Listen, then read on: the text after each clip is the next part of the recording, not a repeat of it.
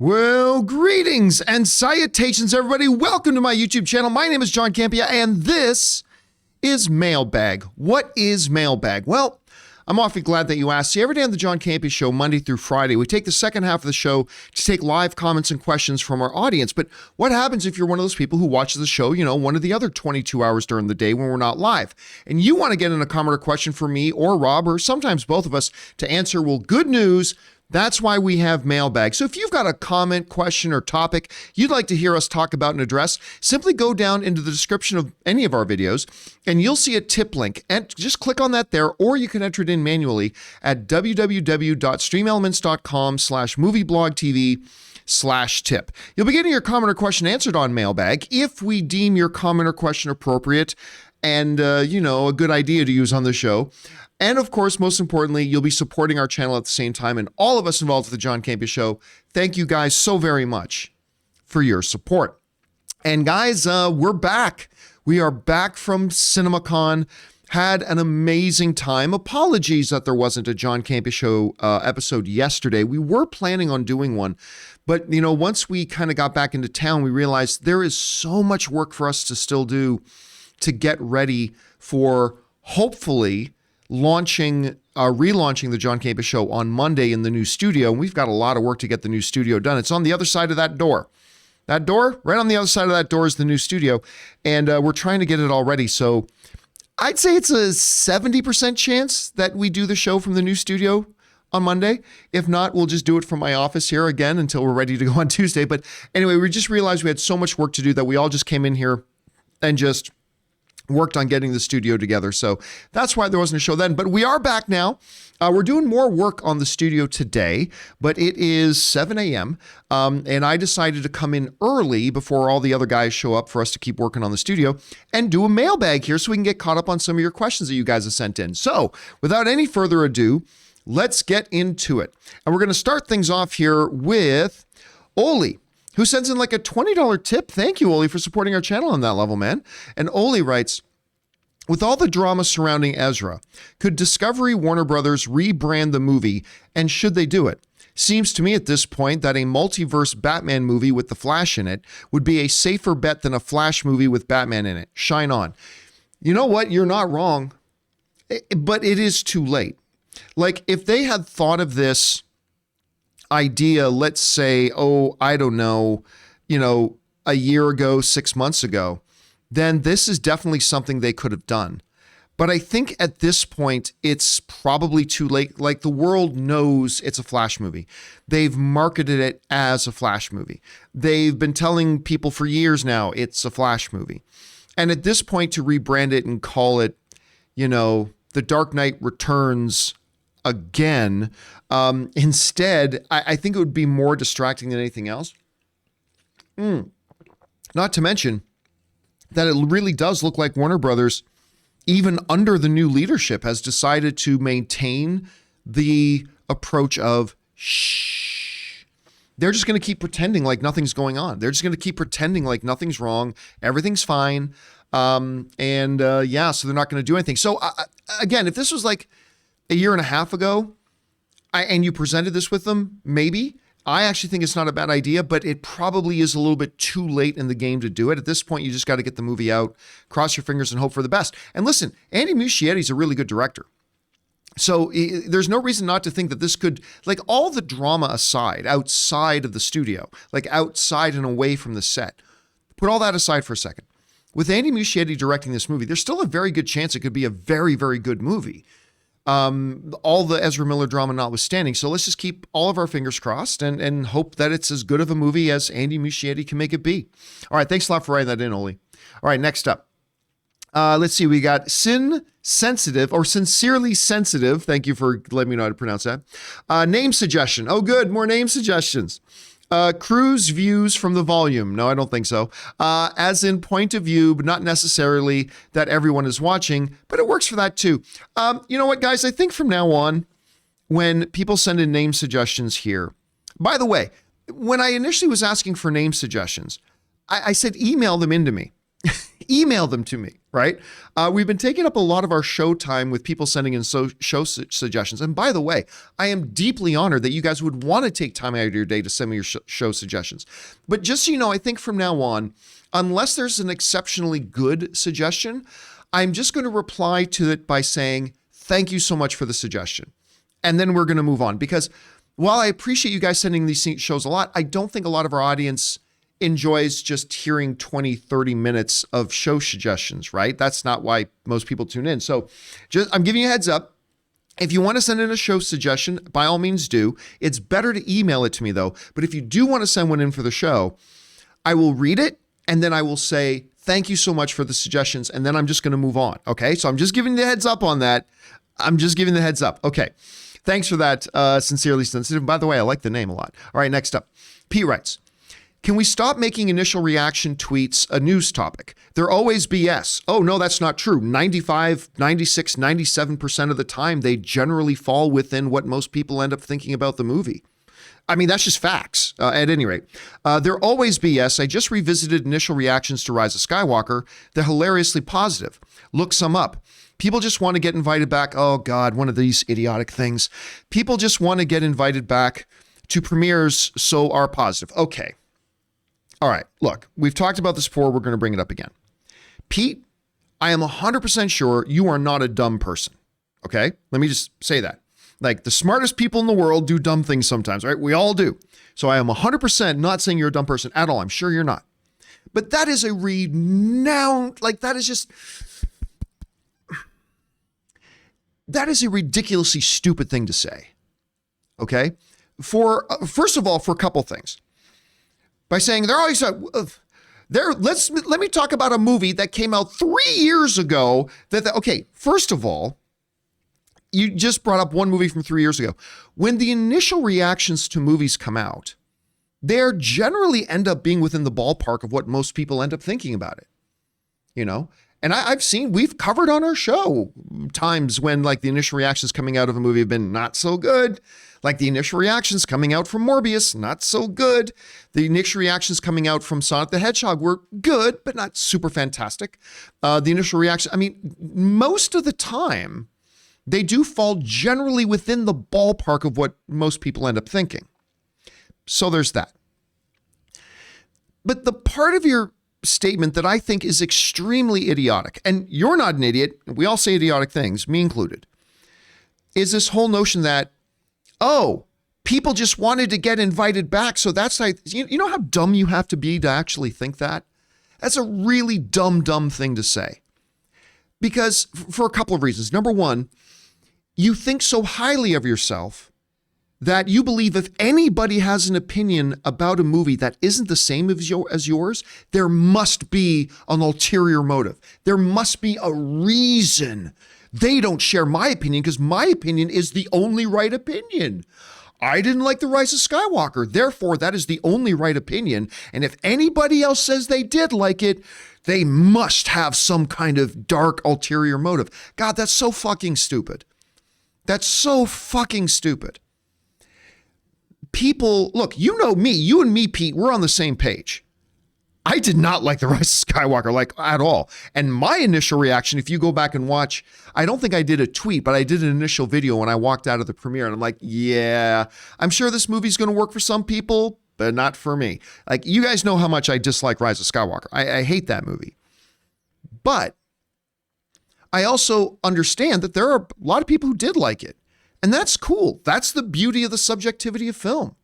Just because I didn't like it doesn't mean other people couldn't like it. And here's the facts. I was at that premiere. And a lot of people had a really good time. I didn't, but a lot of people had a very good time. And they enjoyed themselves. And look, the other part about this too, like people just wanted to get invited back to the premieres. That shows ignorance on two different fronts. First front is that you think that the studios don't invite you back if you didn't like a movie of theirs. They do. They do all the time. They don't care. They really don't care if you loved or hated a movie. They just want you to give it coverage. Lots of people hated lots of movies that they were at the premieres from, and they keep get invited back every single time. So all the real film professionals know that if they get online and say they didn't like a movie, that ain't going to stop them from getting invited back. Sorry, that's just the reality. Like, everybody who's not in this world can think something else. That's fine. I'm telling you as somebody in this world that that's not reality.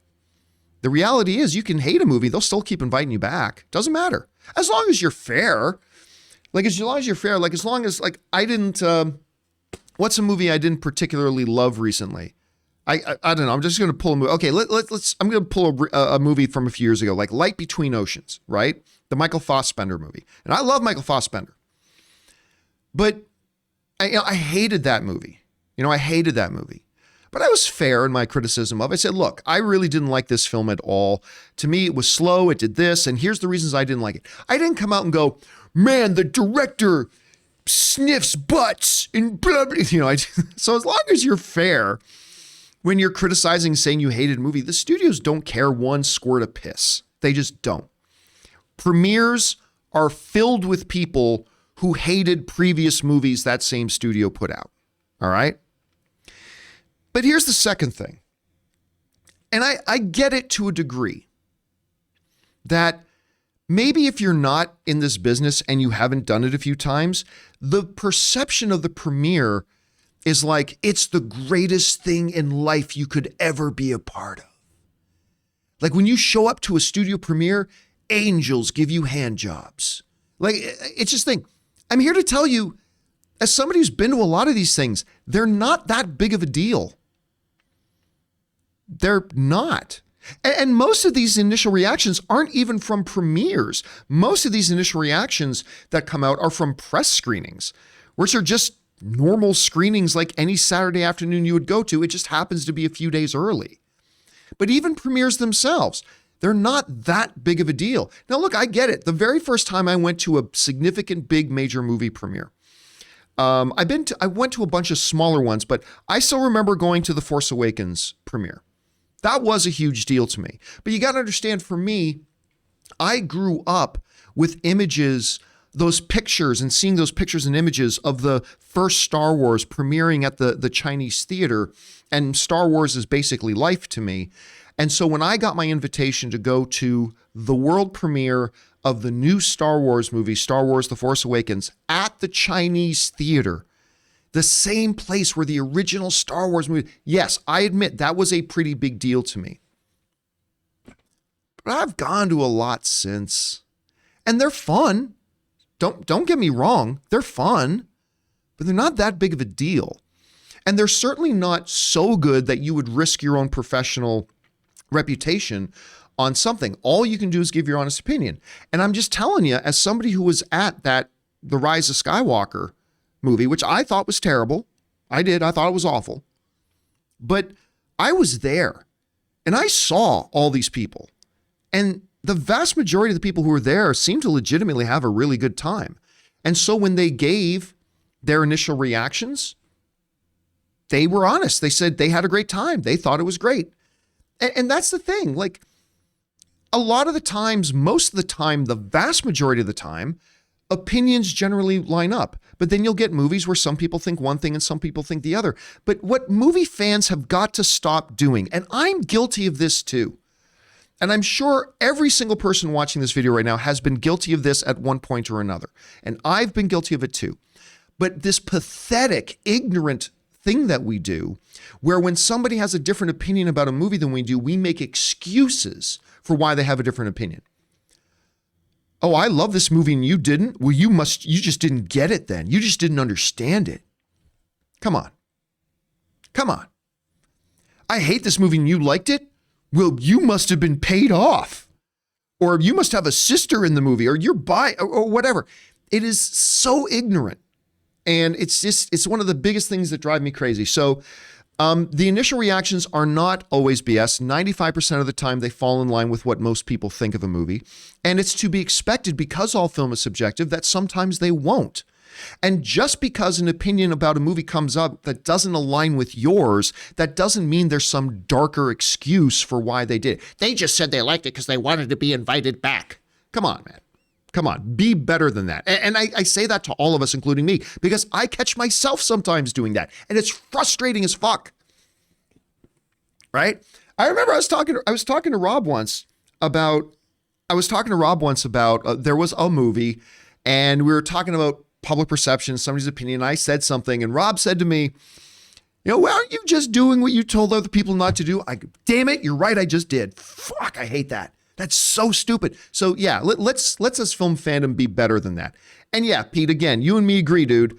I did not like that movie at all, but other people did. So deal with it. I deal with it. I hate it. And there's some people that liked it. Yay. But yeah, anyway, it is what it is. All right.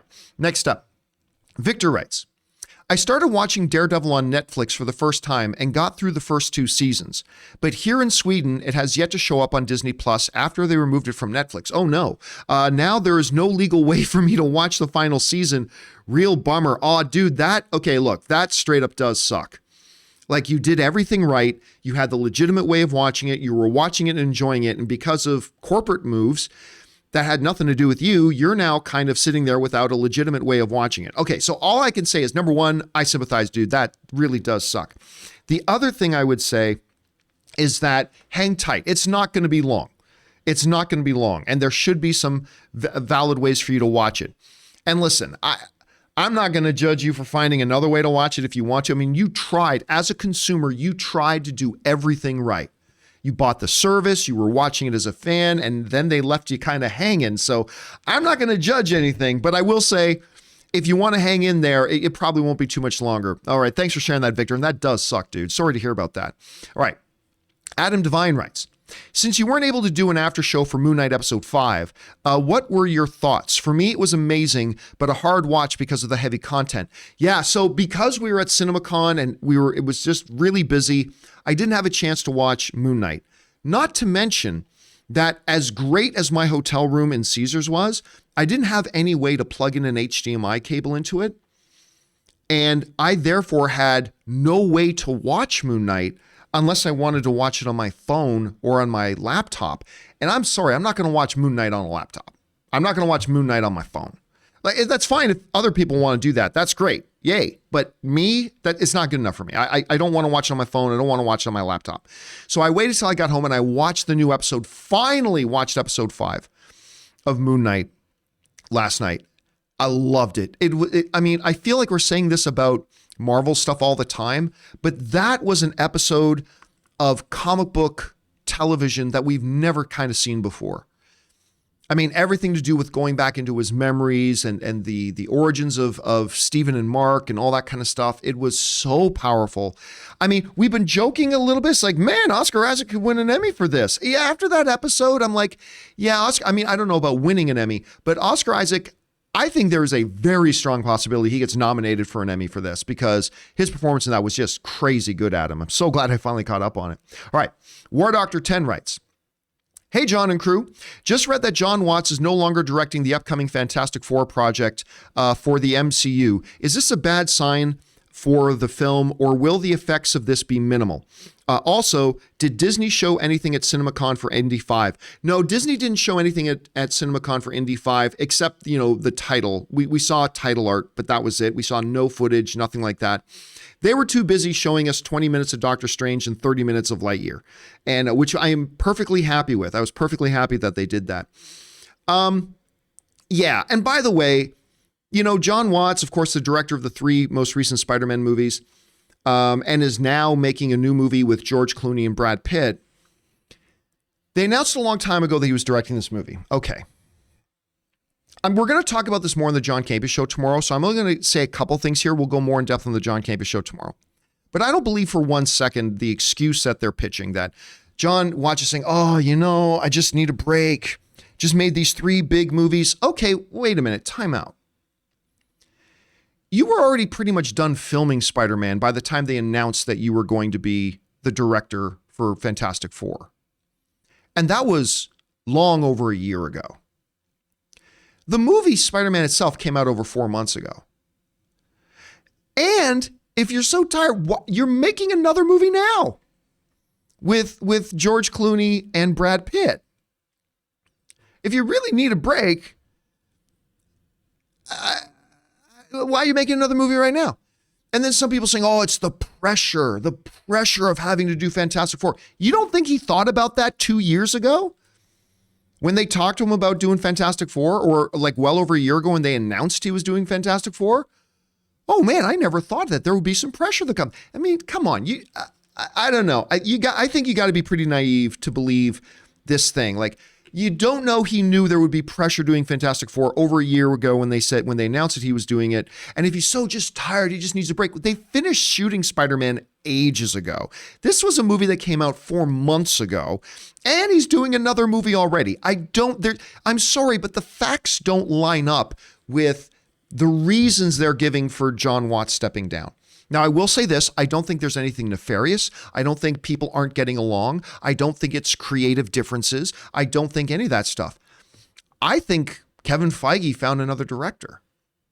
And with him and John Watts saying, man, we still want to work together, I totally believe, with no evidence, by the way, no evidence, but I totally 100% believe that Kevin Feige found an even better fit for somebody to direct it, and we'll talk about that tomorrow. And that he probably went to John Watts and said, look, Watts, I love you. You've done great stuff with us. And I'm going to give you another big, juicy MCU movie down the line. But if it's cool with you, I want to actually give the director's chair for Fantastic Four to this individual who I think came to us with an even better idea than we had before. I 100% believe that. Now, that is not fact. That is just me saying I totally believe that that's the case. And we will talk about that a little bit more on the John Campea Show tomorrow. But no, I don't think it means anything bad for Spider-Man. They hadn't even started shooting the movie. It's not like Justin Lin walking away from Fast and the Furious over creative differences after they already started shooting the new movie.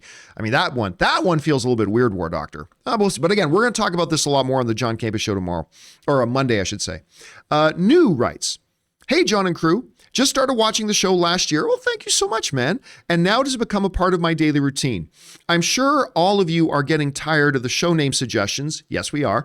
But what do you think of Pass the Popcorn? Oh, no, New. By the way, New, thank you so much for being one of our viewers. But no, I'm not going to put the word popcorn in my thing. There's so many freaking movie channels and podcasts and whatever that use the word popcorn. So no, I'm definitely not doing that, but appreciate you taking time to send it. And thank you so much for being a relatively new viewer as well. New. It's good to have you here, man. Thanks a lot for sending that in. All right. Next up, Mitch Kine writes, new show title, the Midday Movie Media Review. Well, besides the fact that our show doesn't air on midday, depending on where you live, some people, our show comes out at midnight. Like, we do it in the mornings. Like, we go at 10 o'clock in the morning. I mean, so yeah, that wouldn't fit. All right. Kodo Lodi writes, show name ideas, scenes and screens, streams, screens and scenes, scene, it personal favorite, scene things, new listener. Thanks for the content. Well, Kodo, thank you so much for being a new listener. And thank you for taking time to send in some suggestions, man. I appreciate it. All right. Mike G writes, hey guys, my suggestions of Scream John, The Final Frontier, was done with tongue planted firmly in cheek. Also, R.I.P. Neal Adams. Yeah, we heard about him passing away the other day. A legendary comic artist who helped restore Batman to the Dark Knight and was the first to depict Magneto without his helmet. Oh, I didn't know that. Is that true? Was he the first one to do Magneto without the helmet on? Honestly, I didn't know that part. Yeah, it was really sad to hear about that. I know Rob was really bummed to hear about that passing as well. So thanks for bringing that up, Mike G. Appreciate it, man. All right, next up. We got Remmer Bulldog, who writes, theory.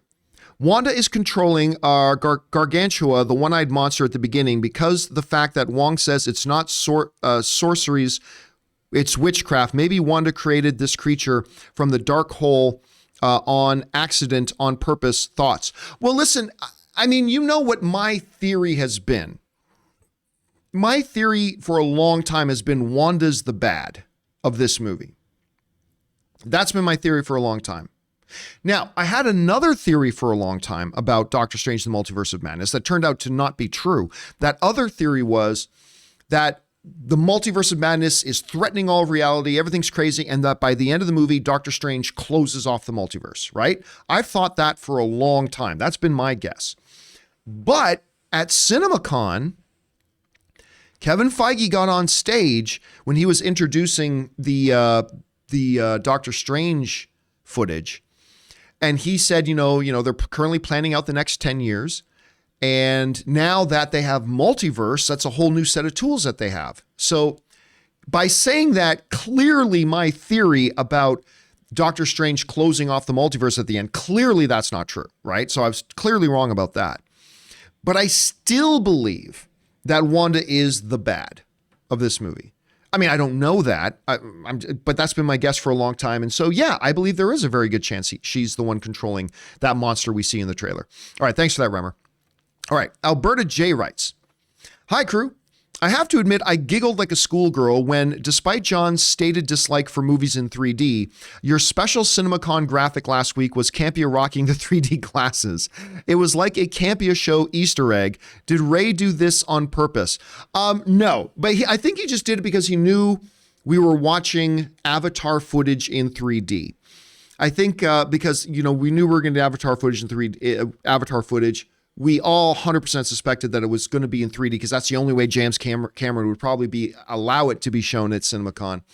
And so I think that was really more of his thing. I don't think he was jabbing at me because he knows I hate 3D, and I do hate 3D. But yeah, Ray is so good at coming up with that stuff. He did a great job with it. So thanks for that, Alberta J.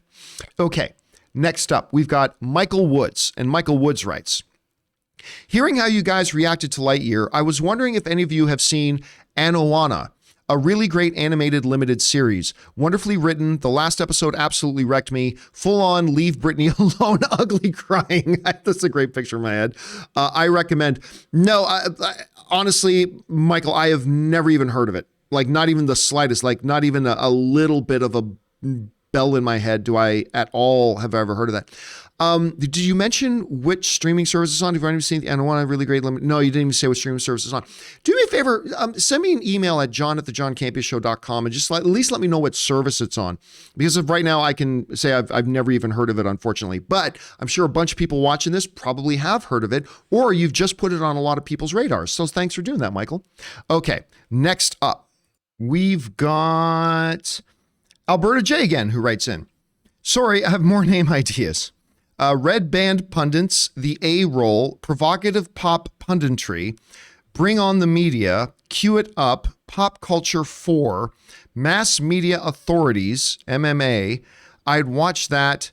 You know what? I'd watch that's not a bad one.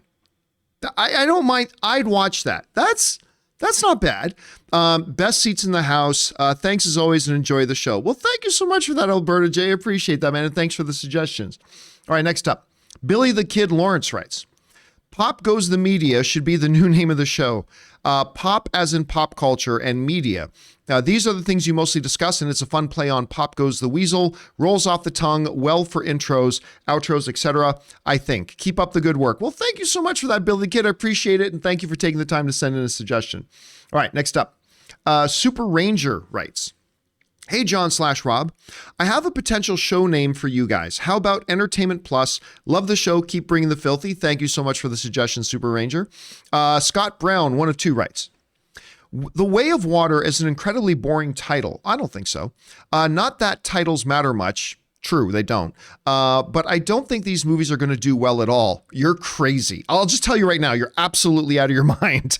I don't think these movies are going to do well at all. No one talks about Avatar, and yet it's always being talked about. See, that's the thing. And I'll keep reading the rest of your question here in just a second, but I just want to point this out. People saying, nobody talks about Avatar. Avatar is talked about all the time. Even if it's just people saying nobody talks about Avatar. Seriously, how many times have you heard Avatar said in the last year? It's all the freaking time. Way more than you think. Even if it's just for people to say, nobody talks about Avatar. Well, we just did because you're saying it. And listen, I will tell you this. I was at, well, you know what? Let's keep reading the rest of your question here so that then I'll get to this. The movies are not going to do well at all. Nobody talks about Avatar, and I mean no one. I don't sense any anticipation for it like you would for Star Wars or Marvel. It's your grandma's adventure movie with an average, bland story at best, and it's been 13 years, and people have completely lost interest. It's disappeared from pop culture. One of my favorite directors hasn't done a movie I've been interested in since True Lies. And True Lies is my personal favorite James Cameron movie as well, Scott Brown. Okay, so here's the thing. You are absolutely certifiably crazy if you don't think this movie's going to do well. Like, certifiably crazy. The worst business in the world is to be a James Cameron doubter. That's the worst business in the world to be in. For over a decade, James Cameron had the number one and the number two top grossing box office movies of all time, and people doubted both of them. Everybody will say today that they didn't. I remember they did. People doubted both of them. I was one of them. Being in the James Cameron doubting business is a terrible business to be in. Avatar is still the number one biggest box office film in the history of film.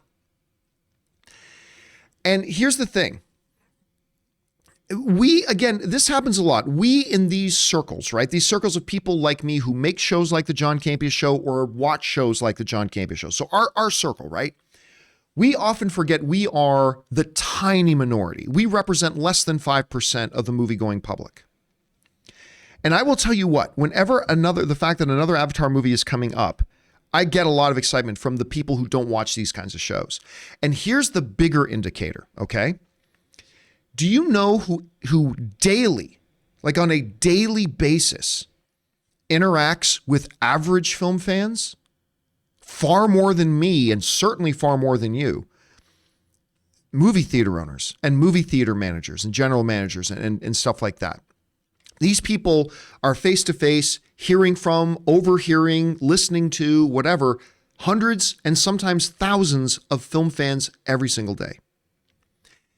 These people have their fingers on the pulse much better of what the average film goer is excited about, looking forward to, and all that kind of stuff than you do, that I do. Well, now, I hear from a lot of movie fans every day. I get hundreds of emails every day, but I'd say a good 90% of those emails I get are from people in our circle, right?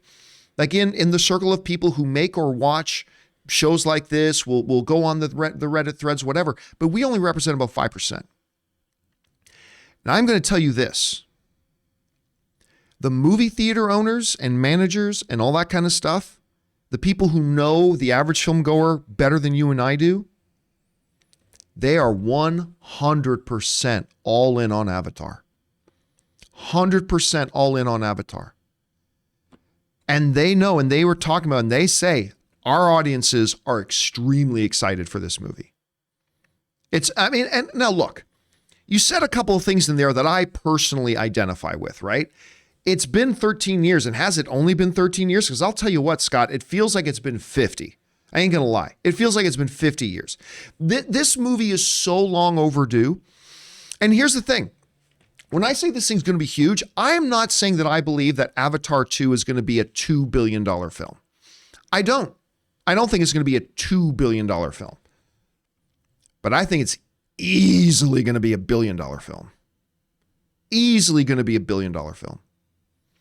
And that's the crazy thing. Like, Avatar is the number one film of all time, and it was not movie number 25 in a cinematic universe long-running franchise that had to build up to that for 10 years or 15 years. It was a single standalone movie that came out of nowhere, boom.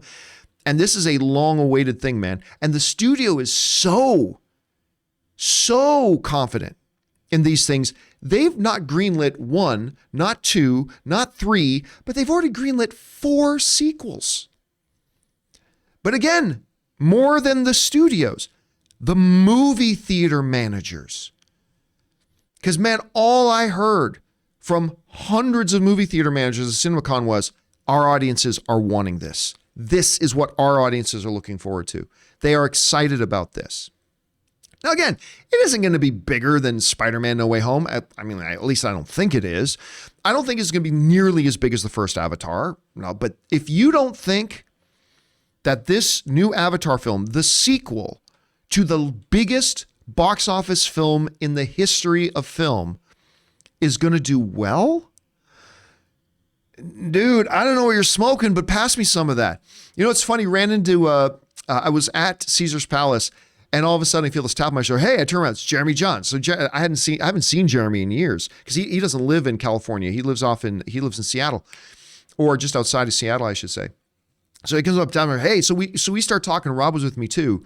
And even Jeremy was like, it got around, and Jeremy said, can you believe, because we had just come out of the Avatar footage, right? They had just shown us the Avatar footage. And even Jeremy brought up, he was like, can you believe there are still people who doubt James Cameron, who doubt that this thing's going to be huge. And Rob was like, dude, we have been saying that. We've been talking about that forever. Like, do not doubt on James Cameron. Do not sleep on this. And even Jeremy's like, and so Rob even got, can I get you on camera saying that? And he said, sure. So Rob held, he put it up on, I think he put it on his Instagram or his Twitter. Rob held his camera with me and Jeremy in there. And Jeremy's like, do not doubt James Cameron. And yeah, so like even Jeremy, yeah, look, Scott, here's the thing. If you don't like Avatar, that's cool. Like nothing wrong with that at all. Like not in the least. If you think the first movie, which by the way was nominated for Best Picture at the Academy Awards, in a world where it's very tough for genre kind of films to get those nominations, Avatar got nominated for Best Picture at the Academy Awards. James Cameron's film before that, Titanic, won Best Picture at the Academy Awards. But if you think that Avatar is your grandma's adventure movie with an average or bland story, that's totally cool. That's your opinion. That's how you feel about it. Nothing wrong with that. Your opinion is no more and no less valid than mine. That's totally cool. But don't doubt for a second that this movie's going to make bank. This movie is absolutely going to make bank. Unless, of course, you're one of these people who thinks, well, 1.2 billion isn't actually that good. I'm sure you're not one of those people because those people are stupid. But no, like this movie is going to make huge money.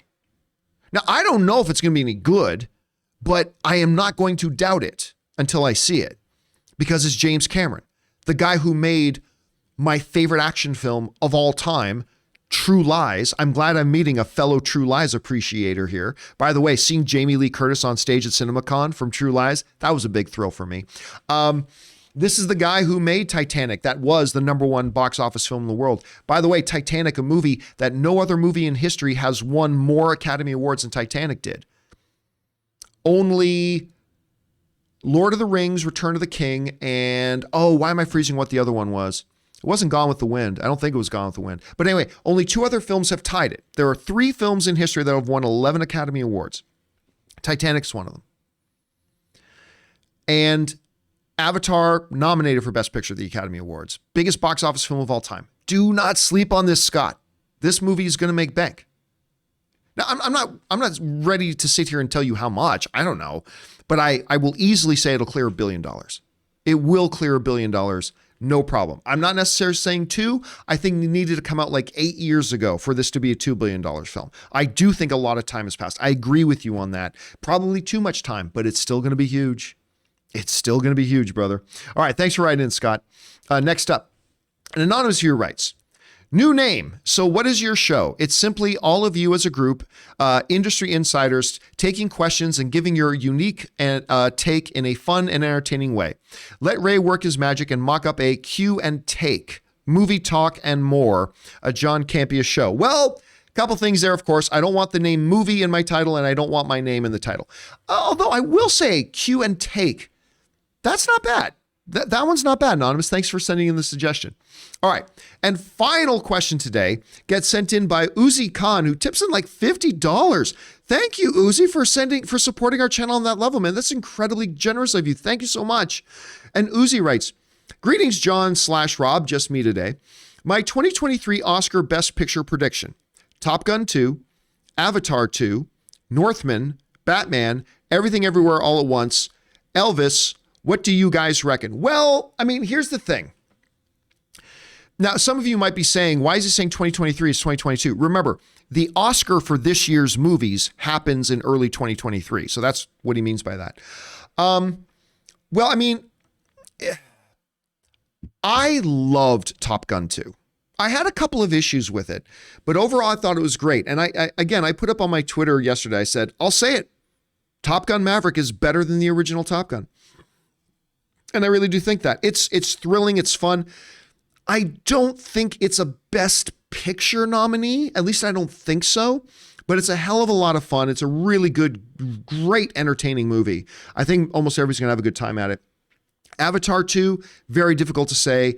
I mean, again, I'm not going to be the James Cameron doubting business, but all I know is it's going to make money. How good the movie is going to be, it's difficult for me to say with the limited amount of footage, but it is James Cameron, so I can just assume it's going to be good. Northman, yes, I do believe Northman will get a Best Picture nomination. Batman, maybe. Maybe. It's hard to say, but Everything Everywhere All at Once, in my opinion, it's the best movie of the year so far. Easily, Everything Everywhere All at Once is the best movie of the year right now by a mile. Elvis looks really good, but here's the thing. It's way too early.